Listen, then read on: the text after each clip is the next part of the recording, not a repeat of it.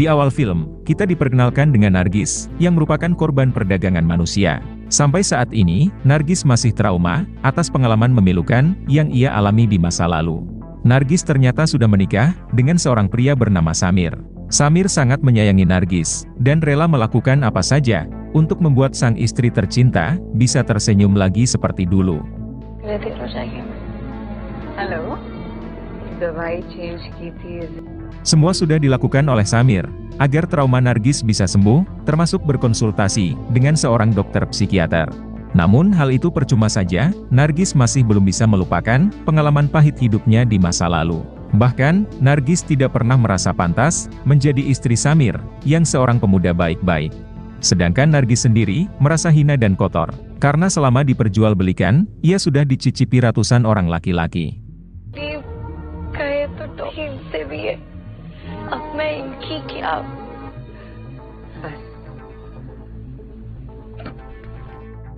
Pada malam harinya, sembari beribadah di masjid, Samir terus memanjatkan doa, agar Nargis bisa sembuh dari trauma masa lalunya.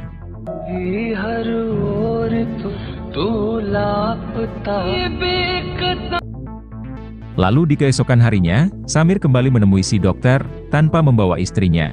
Samir bertanya kepada si dokter, apakah dengan memiliki anak, Nargis bisa sembuh dari traumanya. Si dokter menyarankan, agar Nargis dan Samir menunda dulu keinginan mereka berdua untuk memiliki momongan. Karena wanita yang trauma dan depresi, sangat tidak disarankan untuk hamil, apalagi mengurus bayi yang baru lahir. Kalau memang kehadiran seorang anak bisa membuat Nargis bahagia, si dokter menyarankan Samir dan Nargis mengadopsi anak yatim piatu saja. Seminggu kemudian, Samir mendatangi rumah teman baiknya, yang diketahui bernama Aman, yaitu untuk melayat saudara Aman, yang tewas akibat kecelakaan jalan raya, bersama dengan istrinya.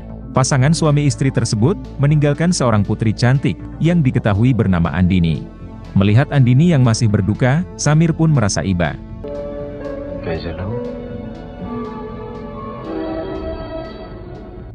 Kemudian, Aman memberitahu Samir, kalau dirinya tidak punya waktu untuk merawat Andini, karena harus bekerja di luar kota. Mendengar hal itu, Samir pun bersedia mengasuh Andi, sampai pekerjaan Aman selesai. Samir berharap kehadiran Andini bisa mengukir senyum di pipi Nargis.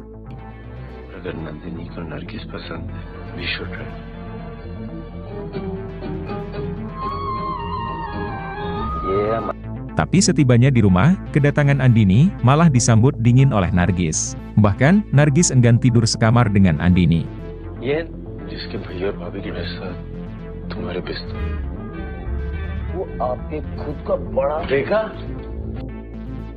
Seminggu telah berlalu, namun Nargis masih belum bisa menerima kehadiran Andini.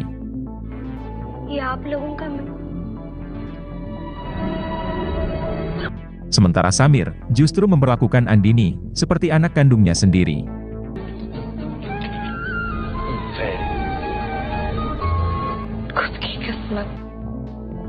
Kemudian, Nargis curhat kepada si dokter terkait kehadiran Andini di hidupnya.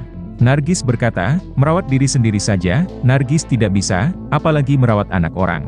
Menanggapi itu, si dokter lantas menasehati Nargis untuk memperlakukan Andini dengan baik. Mengingat, Andini juga sama seperti Nargis, yang sedang mengalami trauma akibat kematian kedua orang tuanya. Seharusnya Nargis dan Andini saling menguatkan satu sama lain dan berusaha menyembuhkan trauma masing-masing.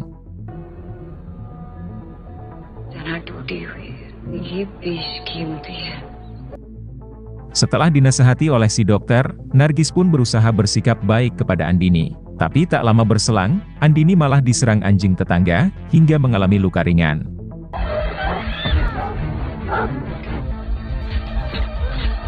Nargis yang melihat itu, berhasil menyelamatkan Andini, dan segera ia bawa ke rumah sakit.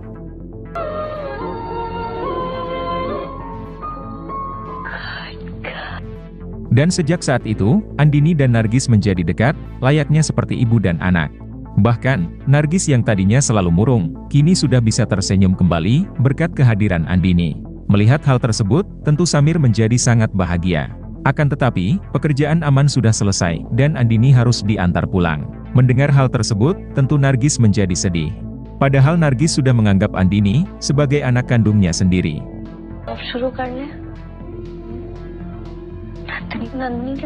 Menanggapi itu, Samir pun berniat akan mengadopsi Andini. Akan tetapi, Samir harus bertanya kepada Andini, apakah dirinya mau diadopsi. Andini yang sudah nyaman berada di rumah ini, ia pun bersedia dijadikan anak angkat oleh Samir dan Nargis, yang sangat penyayang dan baik hati. Tanpa membuang waktu lagi, Samir langsung mengurus dokumen legalitas untuk mengadopsi Andini dari pamannya. Setelah resmi menjadi anak angkat Samir dan Nargis, kebahagiaan terlihat jelas dari raut wajah Andini. Begitu juga dengan Samir dan Nargis, yang tampak sangat bahagia merawat Andini seperti anak kandung sendiri. Ternyata kehadiran Andini berhasil membuat Nargis bisa melupakan trauma di masa lalunya.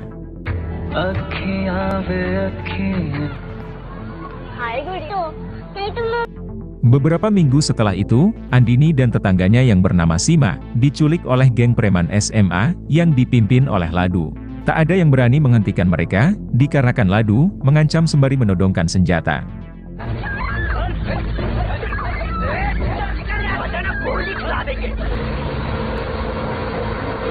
Ternyata tujuan Ladu menculik Sima, motifnya adalah karena sakit hati. Dikarenakan Sima telah berani menolak cinta Ladu, Andini yang sedang bersama Sima terpaksa ikut mereka culik. Dikarenakan Andini terus berteriak sedari tadi, Sima memohon kepada Ladu agar melepaskan dirinya dan Andini. Akan tetapi, Ladu dan gengnya tidak peduli dengan tangisan Sima dan Andini.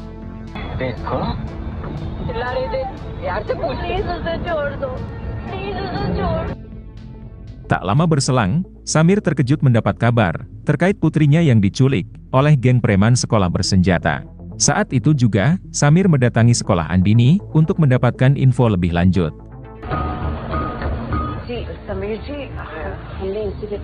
Singkat cerita, Samir sudah tiba di sekolah. Di sana ada saksi mata, yaitu si penjual es krim.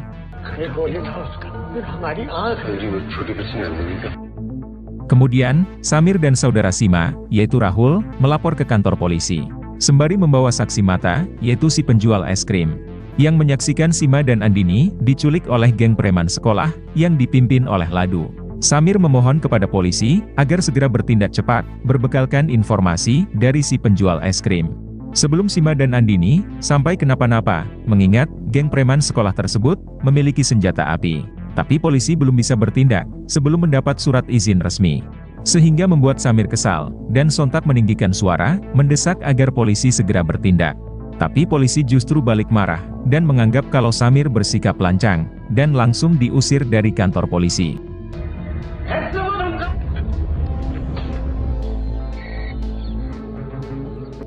Sampai pada akhirnya, Samir memutuskan turun tangan untuk mencari putrinya.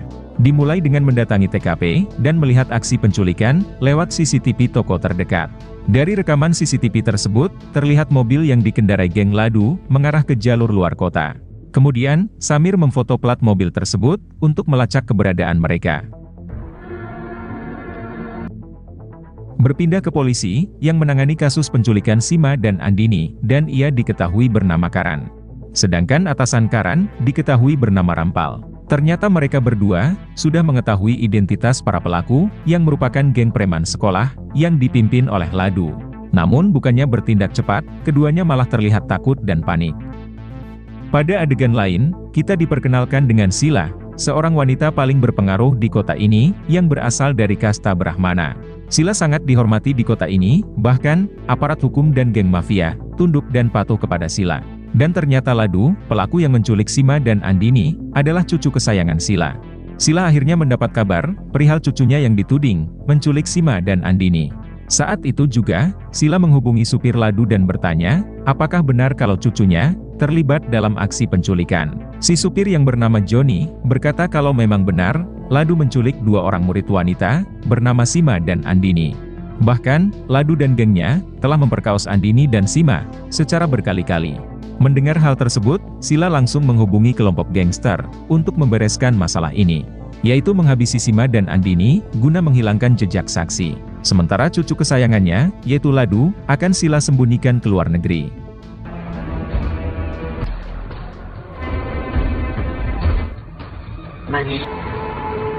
Berpindah ke Ladu, yang sedang dalam perjalanan, membawa Sima dan Andini ke tempat lain. Terlihat keadaan Sima yang begitu sangat memprihatinkan setelah diperkaos berkali-kali, sembari dihajar. Sedangkan Andini sendiri tampak dalam keadaan tak sadarkan diri, juga setelah diperkaos berkali-kali hingga mengalami pendarahan.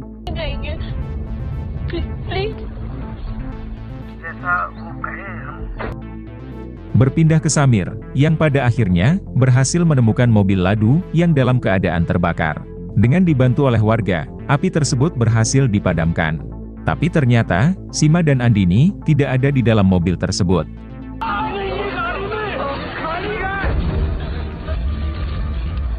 Kemudian, Samir dan puluhan warga berusaha mencari Sima dan Andini di sekitar kawasan tersebut. Tak jauh dari lokasi tersebut, Ladu dan gengnya berhasil diamankan oleh kelompok gangster yang dipimpin oleh Prakas.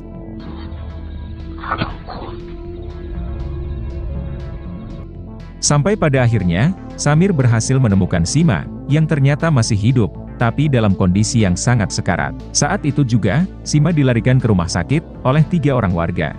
Sedangkan Samir dan puluhan warga lainnya lanjut mencari Andini. Setelah cukup jauh mencari, pada akhirnya Samir berhasil menemukan Andini, yang ternyata masih bernafas, namun juga dalam kondisi mengenaskan. Samir sangat hancur melihat Andini, yang baru berusia 5 tahun, harus mengalami nasib yang sama seperti istrinya yaitu Nargis. Saat itu juga, Andini dilarikan ke rumah sakit. Berpindah ke Nargis, yang sudah berada di rumah sakit. Nargis yang tadinya sudah bahagia, kembali harus murung dan trauma. Setelah melihat kondisi Andini, yang mengalami nasib yang sama seperti dirinya dahulu, yaitu diperkaos dan disiksa.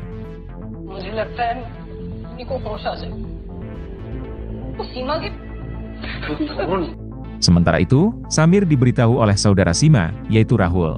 Perihal kedua polisi, yaitu Karan dan Rampal, sudah mengetahui identitas para pelaku. Akan tetapi, para polisi masih takut bertindak.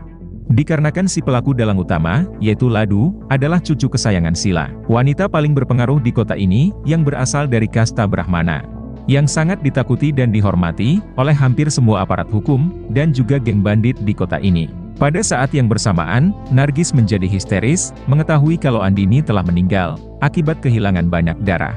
Mengetahui kenyataan pahit ini, tentu Nargis dan Samir semakin hancur. Akan tetapi, Samir berusaha untuk tetap tegar, sembari berusaha menenangkan sang istri.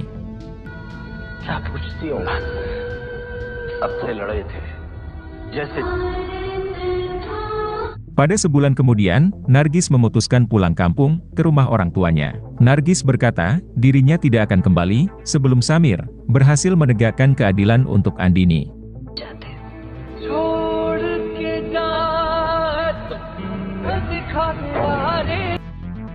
Untuk yang kesekian kalinya, Samir menemui polisi, yaitu Karan dan Rampal, bertanya terkait para pelaku yang sampai saat ini masih belum juga berhasil ditangkap. Rampal berkata, kalau sampai saat ini, polisi masih kesulitan menemukan para pelaku. Dikarenakan satu-satunya saksi mata, yaitu si penjual es krim, telah menghilang entah kemana. Menanggapi itu, Samir mengatakan, kalau pemilik mobil tersebut adalah si pemimpin geng preman sekolah, yaitu Ladu. Polisi mengatakan, bukti mobil tersebut masih belum cukup kuat untuk menuduh Ladu dan gengnya sebagai tersangka. Karena seminggu sebelum kejadian, mobil Ladu hilang dicuri orang. Polisi menduga kuat kalau si pencuri mobil tersebutlah pelakunya. Lagi pula Ladu dan gengnya juga telah menghilang entah kemana, sehingga tidak bisa dimintai keterangan. Akan tetapi, Samir sangat yakin kalau pelakunya adalah Ladu dan gengnya. Sedangkan polisi takut bertindak untuk meringkus Ladu dan gengnya karena pengaruh Sila yang begitu besar. Kemudian di malam harinya, Samir mendatangi rumah Rampal, dan inilah yang ia perbuat.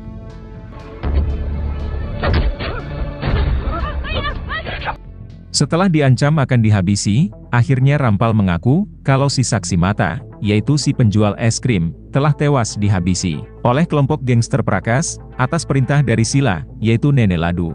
Rampal menyarankan agar Samir tidak macam-macam dengan Sila apabila Samir masih sayang nyawa. Rampal malah dengan entengnya berkata agar Samir melupakan kasus ini. Lagi pula Andini hanyalah anak angkat Samir saja. Mendengar itu, Samir menjadi sangat murka dan langsung menghajar Rampal habis-habisan.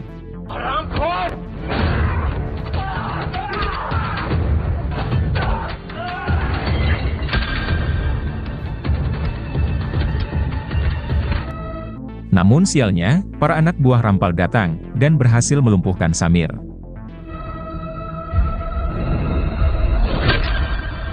Karena telah berani menyerang polisi, akhirnya Samir pun mendekam di penjara, selama 2 bulan. Namun di dalam penjara tersebut, Samir dihormati oleh para napi senior. Dikarenakan aksi Samir, yang berani menghajar petugas polisi, yang memang sangat mereka benci.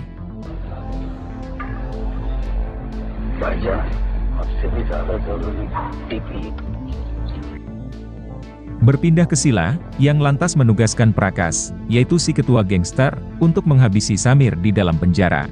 Prakas akan menugaskan anak buahnya, yang juga mendekam di penjara tersebut, untuk segera menghabisi Samir.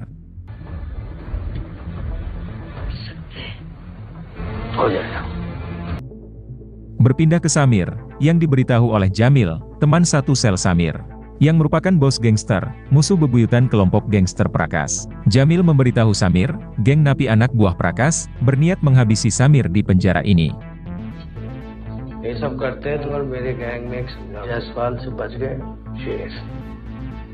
Lalu pada malam harinya, Samir diserang oleh geng napi, yang merupakan anak buah Prakas. Sementara Samir sendiri, sudah mengantisipasi serangan dari mereka, hingga duel sengit pun terjadi.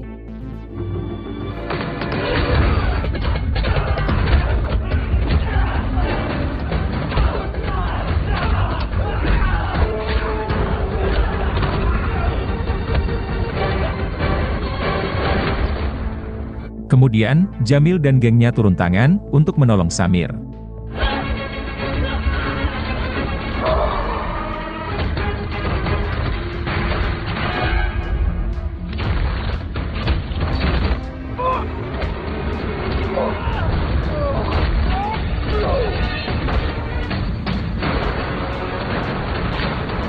Sehingga pada akhirnya, Samir dan geng Jamil, berhasil membantai mereka semua.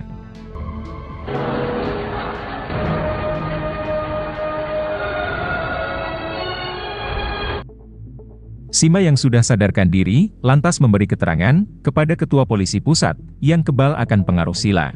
Sima memberitahu, pelaku yang memperkaos dirinya dan Andini, adalah Ladu dan kedua temannya. 2 bulan telah berlalu, Samir akhirnya bebas dari penjara. Tapi Ladu dan gengnya, masih belum berhasil diringkus. Sebelum pergi dari penjara, Samir berpamitan kepada Jamil dan gengnya. Jamil lantas memberitahu Samir, alamat markas kelompok gangster Prakas, yang merupakan antek-antek Sila. Jamil juga meminta Samir, untuk menjenguk keluarga Jamil, apabila Samir, membutuhkan bantuan mereka. Samir sudah bertekad, akan turun tangan langsung, membantai para pelaku yang terlibat, sebagai bentuk balas dendam.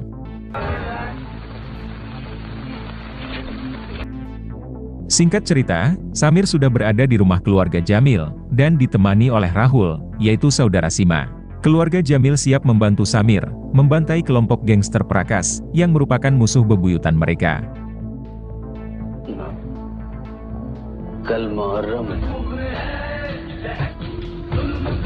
Tanpa membuang waktu lagi, Samir dan keluarga Jamil, langsung mengarah ke markas geng Prakas.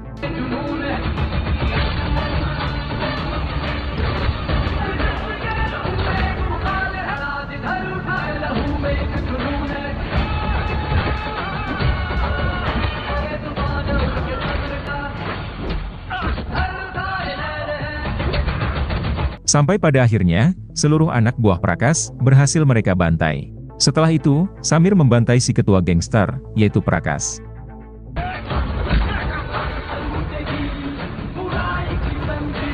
Di dalam markas tersebut, Samir berhasil menemukan seorang teman Ladu, dan juga supir pribadinya, yaitu Joni.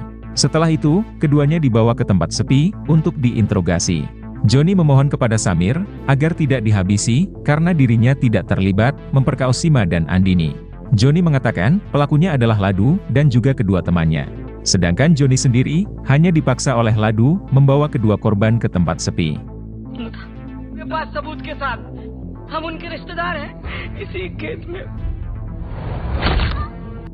Mengetahui hal itu, Samir langsung membantai teman Ladu ini.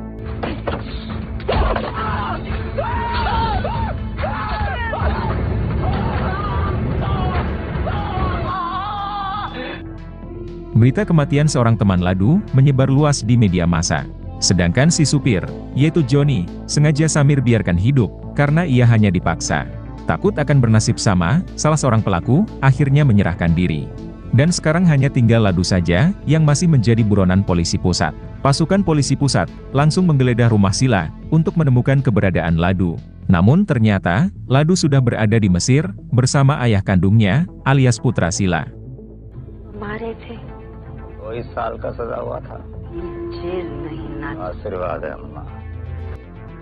Kemudian di malam harinya, si ketua polisi pusat, memberitahu Samir terkait keberadaan Ladu, yang sekarang berada di Mesir.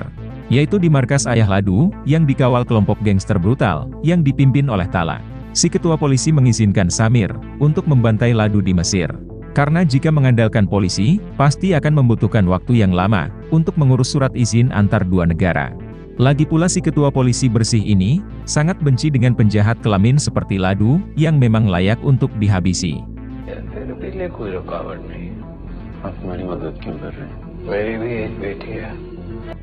Sebelum terbang ke Mesir, Samir sempat berpamitan kepada Nargis.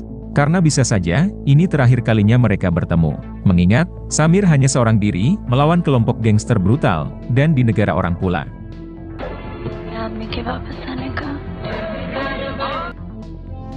Singkat cerita, Samir dan Rahul, yaitu saudara Sima, tiba di negara Mesir. Kemudian, Samir membeli senjata ilegal, dari bandar imigran asal India, yang diketahui bernama Jarjit. Samir lantas bertanya, terkait alamat markas, kelompok gangster Tala. Ternyata Jarjit, bermusuhan dengan geng Tala. Sehingga dengan senang hati, Jarjit memberitahu Samir alamat markasnya. Bahkan, Jarjit siap membantu Samir, membantai mereka semua. Tanpa membuang waktu lagi, Samir, Rahul dan Jarjit, langsung menyusup ke markas geng Tala. Samir!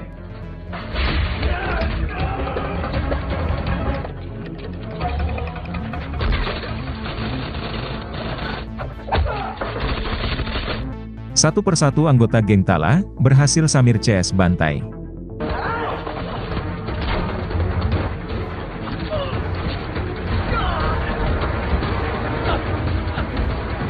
Sementara itu, si ayah berusaha melindungi Ladu, dengan membawanya pergi dari markas tersebut. Samir yang menyaksikan hal tersebut, ia pun langsung memburu mereka. Sehingga aksi kejar-kejaran, yang diwarnai baku tembak, tidak dapat lagi dihindari. Akan tetapi, Samir berhasil mencegat mereka.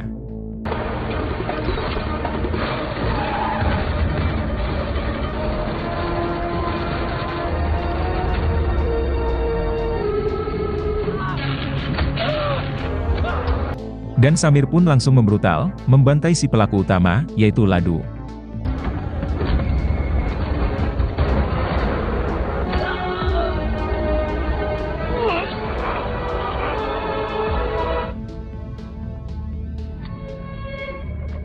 Sedangkan ayah Ladu, yang berusaha menembak Samir, berhasil dihabisi oleh Rahul. Sampai pada akhirnya, dendam Samir pun terbalaskan.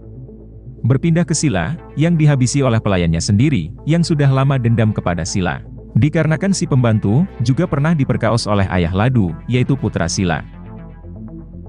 Singkat cerita, Samir sudah kembali ke India, dan mendapat kabar bahagia, perihal Nargis yang sedang hamil. Di akhir film, semua warga berterima kasih kepada Samir, yang telah membersihkan kota ini, dari kelompok gangster brutal. Kemudian, film pun selesai.